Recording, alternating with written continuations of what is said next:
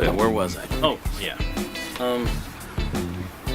Like I said, when Denzel Washington was nominated for Malcolm X, of course, he didn't win because Al Pacino, who was denied many times over, you know, for Godfather 1, 2, and 3, and for Serpico, and for Dog Day Afternoon. I mean, he was nominated 6, 7 times, I think, and that was the 7th time. So, you know, basically they had to give Al Pacino a gimme Oscar for Scent of a Woman, even though he should have gotten it for something else.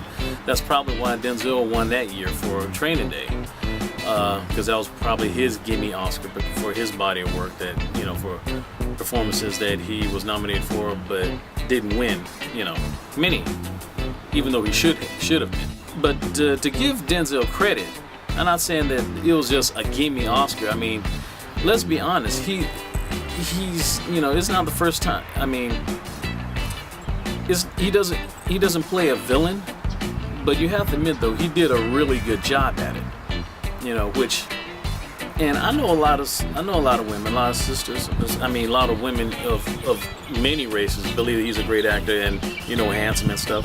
But they say, but I just don't think he should have won it for that. But which is kind of ironic though, especially when we talk about it in the African American community, because you heard about the saying that, you know, that they want a brother who it was a Tupac with a degree, you know, which is kind of an oxymoron considering that, you know, Tupac went to Juilliard, and I don't know that many thugs that went to Juilliard, but anyway, that's a whole other story. That's a whole other thought to ponder for another time.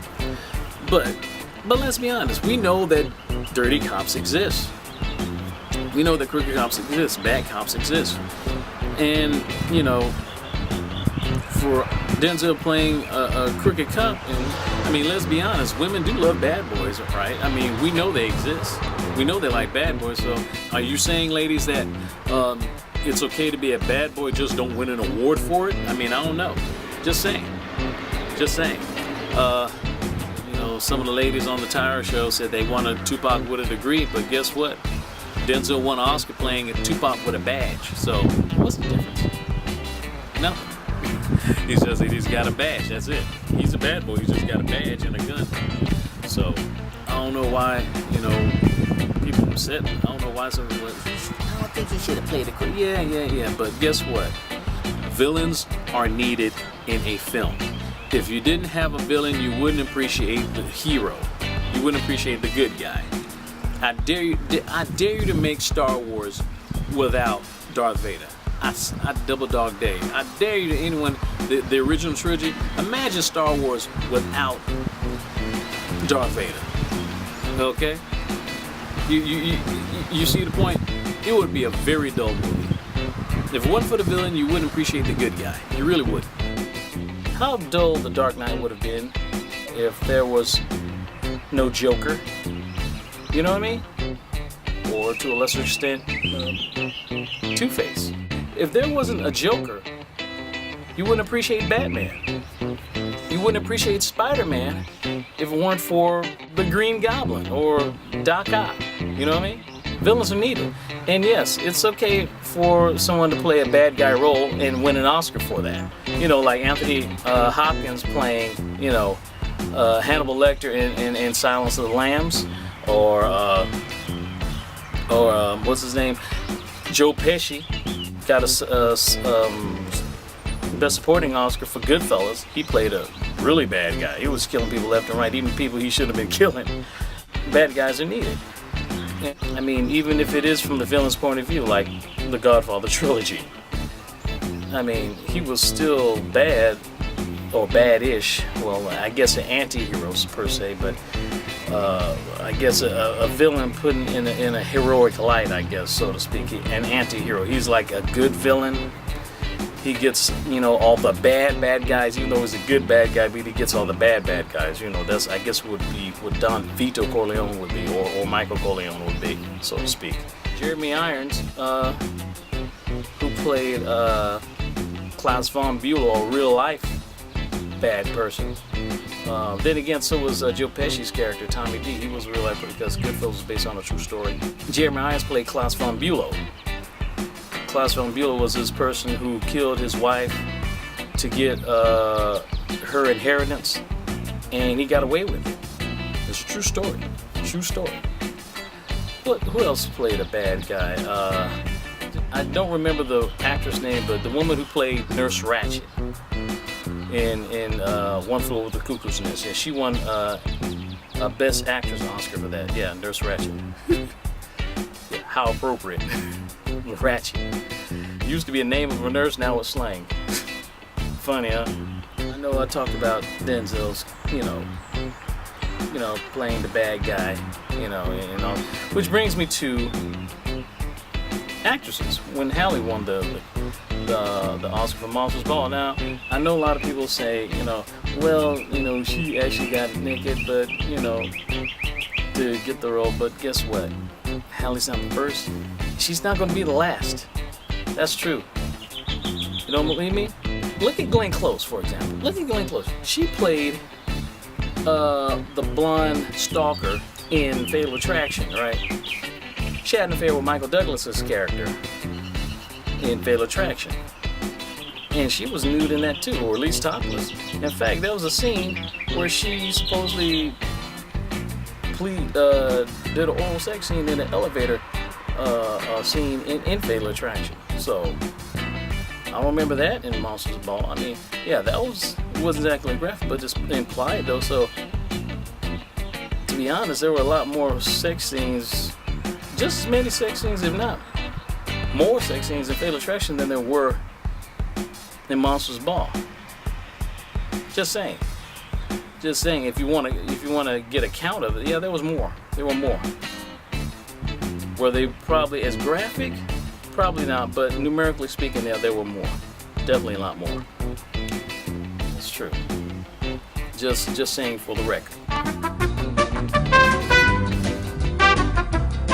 Yeah, well, I had to take a little time out from outdoors. I had to say something that I had to do indoors, and then probably come back out. But the thing about the Monsters Ball thing, I just could not understand.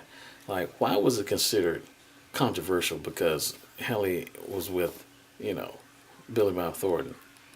I mean, and it just occurred to me, the reason why it was considered controversial because it's not because she had slept with a white dude. It was because she had sex with an ugly white dude. I mean, let's face it, some people just basically live vicariously through their favorite celebrities. I mean, really. And a lot of women live vicariously through Halle Berry at that time. And basically it was just, I think it's just a bragging rights thing. I guess think about it. I mean, her character slept with Billy Bob Thornton, the guy from Sling Blade. Really? I mean, come on, think about it. Had her character slept with George Clooney or Brad Pitt, do you think it would have been controversial? Nah, I don't think so. Not one bit. Not one bit at all. Had that been George Clooney, man, homegirls would have been dancing in the streets, man. Because, I think it's basically for bragging rights. I mean, because, let's be honest. Let's be really honest. What woman do you know is going to brag about sleeping with the guy from Sling Blade? I mean, really. It's like, think about it. I want you to make me feel good. I want you to make me feel good too. I drop it like it's hot. Really? Really? You're gonna brag about that? Mr. Sling Blade? I mean, what's next? What some chick is gonna be bragging that Rain Man's her baby daddy? Come on. Yeah. I'm pregnant. And Rain Man, my baby daddy, ain't that right, Ray? Yeah, I'm the daddy. I'm definitely the daddy. Yeah, I'm the daddy. Yeah, I'm definitely the daddy. Yeah. I'm an excellent lover. Yeah, I'm an excellent lover. I'm an excellent lover. Yeah, I'm an excellent lover. Yeah. We made love 849 times. Yeah. I'm an excellent lover. I'm an excellent lover. Yeah. I mean, do I condone unnecessary scenes like, gratuitous nudity? No, not really. I probably wouldn't mind if I was 13, 14, 15 years old again, if I was still a teenager. It wouldn't be a problem. But now, as a filmmaker, if it's not that important, if it doesn't propel the story, if it's not even necessary in the story, probably shouldn't even film it anyway. But I mean, if it gets people in the seats, okay, that's one thing. But if it doesn't propel the story to the next level, then it's not necessary. It's not necessary at all, truth be told. But I'm just saying that. But I just find it ironic. As far as like the thing with Halle Berry in Monsters Ball getting nominated, which she won. It's kind of weird why so many of my female friends back in college had so much of a problem for Halle Berry winning an Oscar for Monsters Ball because she had sex with some dude in the ground. Yeah, but yet they're fans of Scandal. What's wrong with this picture? What's wrong with this picture, people? Let's be honest. How is that better? How is her character better in Scandal than Halle Berry's character sleeping with Billy Bob Thornton in Monsters Ball? Why? Because that Olivia Pope is sleeping with happens to be the president of the United States? Is that why? Because he's better looking and he's making more money than Billy Bob Thornton's character, Hank, in Monsters Ball, a correctional officer? Come on. But actually, she's sleeping with two dudes. She's being passed around back and forth between Fitz, Jake from B613, right? She's being passed on back and forth like Snoop Dogg and Dave Chappelle passing a joint, Hey Snoop, what is that? Oh, you know what this means, my nizzle? This is some OPP. Olivia Pope's property. You down with OPP? Yeah, you know me.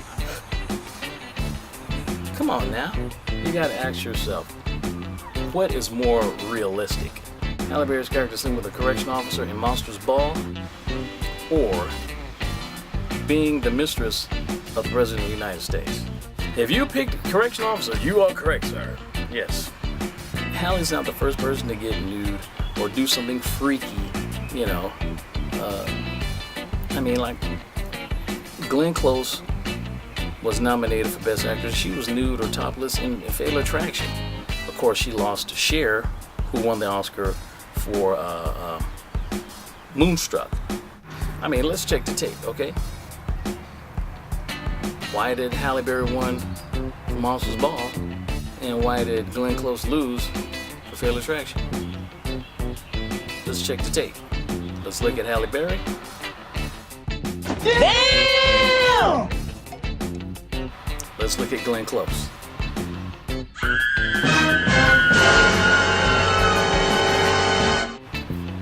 I'll rest my case. Oh, please. And Natalie Portman, Natalie Portman played with herself in Black Swan. She was basically touched herself in Black Swan to win the Academy Award for Best Actress. How come no one doesn't talk about that? I don't know. I don't see anyone complaining about her doing something like crazy, to win for Black Swan compared to what they say about Halle Berry, being topless in, Monsters Ball. Let's be honest. Say you're a ballet mom or a ballet dad, and you gotta take your kid or kids to see Black Swan. Hey, it's Natalie Portman. She's a young actress. She's playing a ballerina trying to make it to the top, in the ballet world, ballet profession. Grant, I get it. Natalie wasn't nude or unclothed or anything at that particular scene, but still, how do you explain to your kid why in the world are they seeing a 30-foot vajayjay being finger poked? Huh? How do you explain that? Really? It doesn't make sense. I know it doesn't make sense.